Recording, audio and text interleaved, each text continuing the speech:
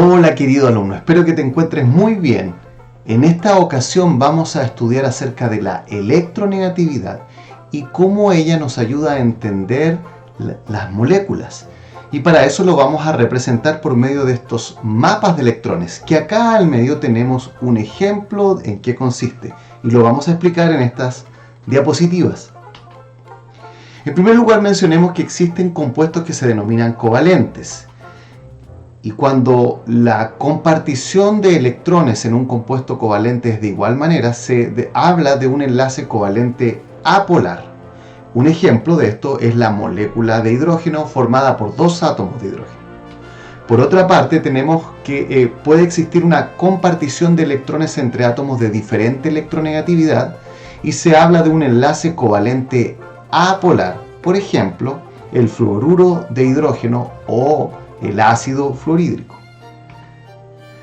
Para poder determinar entonces si un enlace es covalente polar o apolar, necesitamos conocer la electronegatividad. Y en esta tabla que aquí aparece de solamente algunos elementos, nos muestra la electronegatividad de cada uno de ellos. Podemos darnos cuenta que el que tiene mayor electronegatividad con un valor de 4.0 es el flúor en esta tabla. Por otra parte, los metales, en este caso el potasio, es aquel que tiene el menor valor de electronegatividad. Para calcular la electronegatividad lo que tenemos que hacer es restar el valor de cada uno de estos elementos y así calculamos la diferencia que existe entre dos átomos. Ahora bien, cuando estoy hablando de un enlace covalente apolar, esto va a ser cuando la diferencia de electronegatividad sea entre 0 y 0,4, incluyendo al 0,4. Y el enlace será covalente polar cuando la diferencia de electronegatividad sea mayor que 0,4, es decir, 0,5, y sea de 1,7 o algo inferior. Si fuera un valor superior a 1,7, es lo más probable que estemos en presencia de un enlace iónico. Ahora bien, esto lo podemos también representar por medio de lo que se conocen como los mapas de electrones. Si te fijas acá, aparece en representación de tres moléculas. En el caso del hidrógeno, nosotros nos damos cuenta que aparece toda de un color verde. Y esto es porque la diferencia de electronegatividad de los dos átomos, que valen 2,1 cada uno de ellos, me da 0. Por lo tanto, este es un enlace covalente apolar. Veámoslo entonces ahora en el primer ejemplo. Tenemos el hidruro de litio. Y en este caso el hidrógeno vale 2,1, el litio vale 1,0. Esta diferencia entonces da 1,1 y este sería un enlace covalente polar. Y lo que se hace acá es representar de diferente color esos polos. El polo azul representa en este caso al litio, es el valor de menor electronegatividad y esto se representa con un signo delta y un signo más. Por otro lado, la zona donde está el hidrógeno que tenía el valor de electronegatividad mayor de 2,1 se representa como un delta menos, es decir, este sería el polo negativo y este sería el polo positivo. De tal manera que el color rojo representa la zona electrostática más negativa y por contraparte, el color azul representa la zona electrostática más positiva. Ahora, veámoslo esto en distintas moléculas. Si nos fijamos, acá aparece representado el metano. Y podemos darnos cuenta inmediatamente que como todo esto está de color verde, significa que esta es una sustancia que tiene enlace covalente apolar.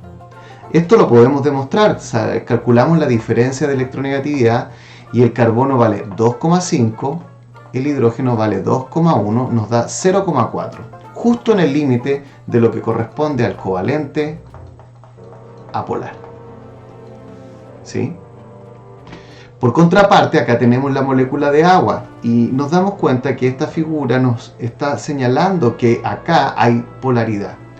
Podemos calcular esto y nos damos cuenta que en el caso del oxígeno su valor es 3,5, en el caso del hidrógeno es 2,1 y esta diferencia da 1,4, que significa que es un enlace covalente polar. Como acá muy bien aparece representado, nos damos cuenta que el oxígeno es el polo negativo y la zona de los hidrógenos corresponden a los polos positivos, que es justamente lo que tenemos también en este esquema que ya habíamos revisado. Veamos otro ejemplo, el fluormetano. En esta imagen que tenemos acá, se nos representa una molécula que tiene al centro un carbono y está unido a 3 hidrógenos y a un flúor. Los enlaces que se forman en esta molécula entre lo que podríamos decir es el carbono y cada uno de los hidrógenos son enlaces covalentes apolar. Sin embargo, si nosotros miramos esta molécula y vemos el enlace que se va a formar entre el carbono y el flúor, ese enlace va a ser diferente y es un enlace covalente polar. Lo podemos calcular, la diferencia de electronegatividad, el flúor es 4,0, el carbono es 2,5 y esto nos da un valor de 1,5 que corresponde al enlace covalente polar. Entonces, debido a eso tenemos nuevamente una zona de polo negativo donde está el flúor y donde están los otros 3 hidrógenos tenemos la zona positiva de la molécula. Eso muchas veces también se representa por medio de esta flecha, donde la punta de la flecha señala hacia donde está el polo negativo y esta que pareciera ser una cruz donde está el polo positivo y polo negativo. Veamos un último ejemplo por medio del propanal, que es una sustancia que estudiaremos más adelante, que es un aldehído. Nos damos cuenta nuevamente que existen muchos enlaces que en este caso nosotros los vemos que son entre carbono e hidrógeno. Y como ya hemos señalado antes, esos enlaces entre carbono e hidrógeno son enlaces apolares con una diferencia de polaridad de 0,4. Ahora, también nos damos cuenta que existen enlaces entre carbono y carbono y esa diferencia de electronegatividad es 0. Pero, y eso es lo que queremos destacar en este momento, también podemos revisar que existen enlaces entre el carbono y el oxígeno. Y cuando hacemos el cálculo de esa diferencia de electronegatividad entre carbono y oxígeno, nos damos cuenta que es 3,5 oxígeno menos 2,5 el carbono y esto nos da 1,0 que es un enlace covalente polar.